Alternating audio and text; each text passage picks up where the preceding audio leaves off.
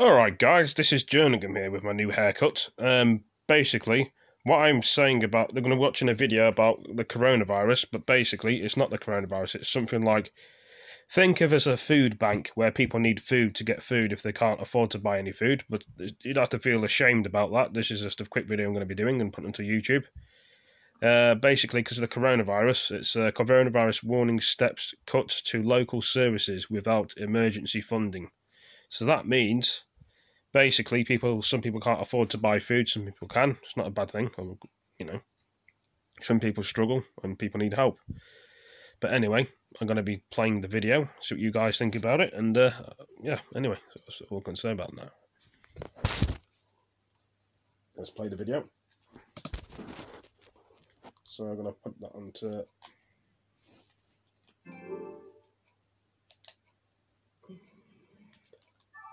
YouTube. So I'll pause the video for a minute just while I can bring it up.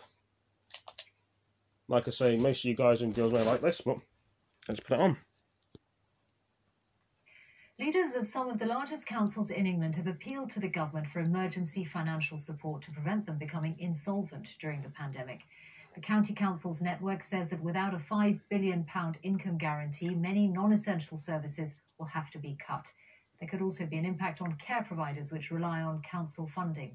Here's our political correspondent Alex Forsyth and a warning that her report contains some flashing images. Emergency food parcels for the vulnerable, prepared and packed by Staffordshire County Council. I don't know how many thousands we've done. Across the country, councils are providing a range of extra support, often adding pressure to budgets. For those on the receiving end, these are essential services. Like Chris, self-isolating for his health and grateful for the help. I would have had to starve, literally, because I've got nobody. Who can you call on to just magically appear with food? For councils in Staffordshire, like elsewhere, the increased costs of this crisis are coupled with a drop in income. Parking charges often suspended, leisure centres and tourist attractions closed, and there's fear about a fall in business rates and council tax if people can't afford to pay. The County Council here welcomes extra government funding, but says it's still left a gap. The cost to the County Council are probably about £50 million at the moment, and the government have given us £38 million. And our council finances will be stretched. They're manageable at the moment, and we've had additional costs that the government should fund. So far, the government's given an extra £3.2 billion to councils in England, and last week, a further £600 million for councils to pass on to care providers. But there's demand for more. At the start of this crisis, councils were told by the government to spend what it takes, but there's growing concern they will be left out of pocket.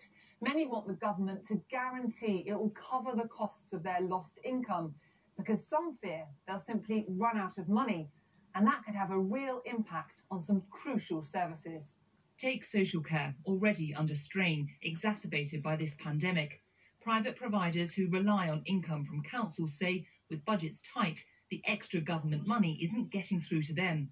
It was not nearly enough money. We've seen one home closure already. I think there will be others that are just teetering on the edge now. This is a result of underinvestment by successive governments for a period of nearly 2 decades. The government says as well as extra funding in this crisis, councils have had more money overall to spend in the past year. A spokesman said they continue to work closely with councils as the pandemic progresses, and any council concerned about their future financial position should contact the Ministry for Local Government. Those running the services many rely on say they do need a short-term fix, but also a long-term funding solution. Alex Forsyth, BBC News. The head of the UK's independent budget forecaster has said that the economy is likely to have a slower recovery rather than a bounce back to previous levels of activity. Robert Choate was speaking in a BBC interview, and our business correspondent Katie Austin is here for more on this. What are the expectations about the likely shape of the recovery, Katie? Well, the pandemic is hitting the UK's economy, and the Office for Budget Responsibility has warned it could shrink by a third in the second quarter. But the big unknown is what happens next, what the recovery will be like. The most optimistic prediction would be for the sharp drop to be followed by a swift bounce back, and the OBR has modelled that scenario. However, its chairman, Robert Choate, said today that he thought a slower recovery was more likely in practice, and the impact of that, including on the public finances, would depend on factors including how confident people were to actually get back to work and to spend money, which of course affects tax revenues. But he said the real worry was actually whether we'd see permanent scarring on the economy. So we'd see lots of businesses failing, for example, and people losing their jobs, not being able to get new ones. He also said there will be kind of long-term changes to the way the economy operates, more online shopping, sectors like restaurants ending up much smaller than they were before, but he said he did not necessarily see austerity as the way the government would respond to high levels of debt. Katie, thank you very much. This has been the first weekend of eased lockdown restrictions in England, with people permitted to drive to other locations for outdoor exercise. Some popular areas have asked visitors to think twice before making the journey, especially where social distancing is hard to achieve. Our correspondent Claire Marshall has been talking to some of those who headed for the seaside. The chalk cliffs of the Dorset coast and its most cherished landmarks, Lulworth Cove and the limestone arch of Durdle Door. What a place to come after a lockdown.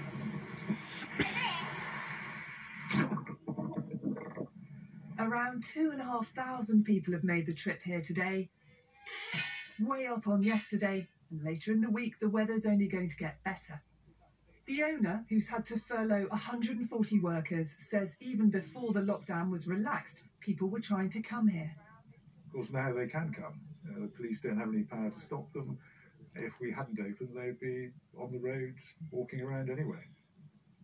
They're doing what they can to keep people safe, but you can't get around geography.